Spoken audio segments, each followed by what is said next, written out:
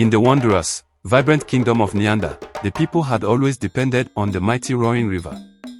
It was a source of life, flowing through their fields, feeding their animals, and giving them water for all their needs. The people respected the river and took its bounty as a blessing, as it had always been there, sustaining their lives.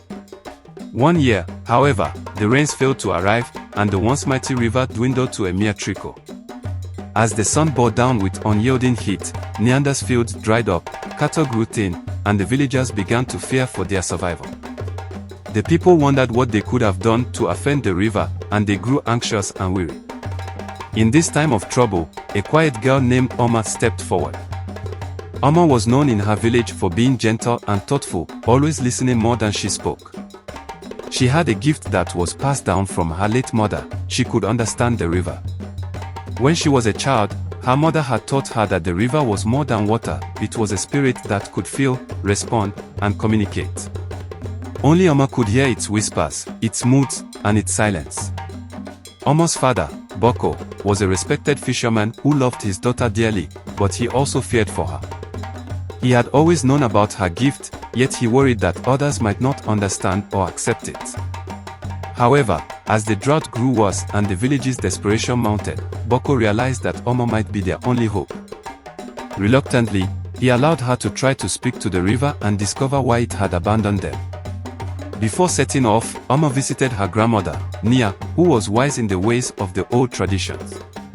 In her small hut filled with calabashes, woven mats, and symbols of their ancestors, Nia gave Oma a protective necklace that once belonged to her mother. She reminded Oma that the river had its own life and that it was important to approach it with respect. With her grandmother's blessing, Oma set off to find answers, her heart full of determination. As Oma walked along the path that followed the river, a young hunter named Kofi joined her. Kofi was strong, resourceful, and initially skeptical of Oma's strange gift. But he was also kind-hearted and wanted to protect her on this journey. Together, they walked through the dry lands, their journey filled with small trials that tested Oma's courage and kindness. She encountered villagers who had lost all hope and children who followed her with innocent curiosity, wondering if she could really bring the river back. After days of travel, Oma and Kofi finally reached the source of the river, a mysterious place hidden in the mountains, surrounded by rare plants and untouched wilderness. Here, in the quiet of the mountain, Oma heard a gentle, familiar voice. The spirit of the river, an ethereal figure made of shimmering water and light, appeared before her. Kofi, seeing this mystical being, was awestruck and realized the depth of Oma's connection with the river.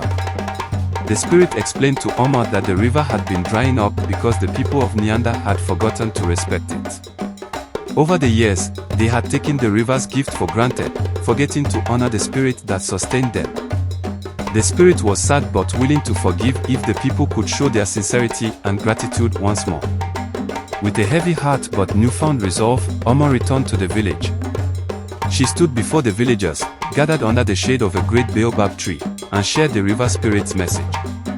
She explained that they must honor and respect the river for it to flow once again.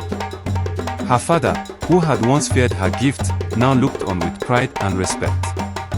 Slowly, the villagers nodded in understanding, realizing that they had indeed taken the river's life-giving presence for granted. To prove their sincerity, the villagers came together by the riverbank, bringing offerings of fruits, flowers, and small carved symbols representing their gratitude.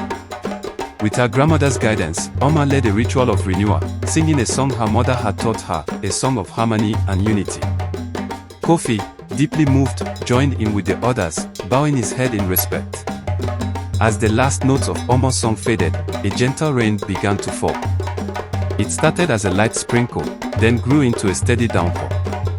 The villagers cheered and danced, their spirits lifted as the river began to fill once more. The field soaked up the rain, the cattle drank their fill, and soon the village of Neander was vibrant and green again. Oma stood with her father and Kofi, smiling as she watched the village celebrate. Her journey had taught the people of Neander a vital lesson about harmony and respect for nature. The river spirit was at peace once more, and the kingdom would not forget again.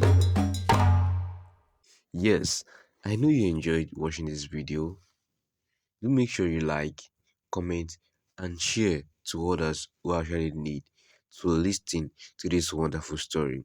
And don't forget to subscribe and click on the notification button to receive updates continually from this channel. Thank you so much for watching. See you again soon.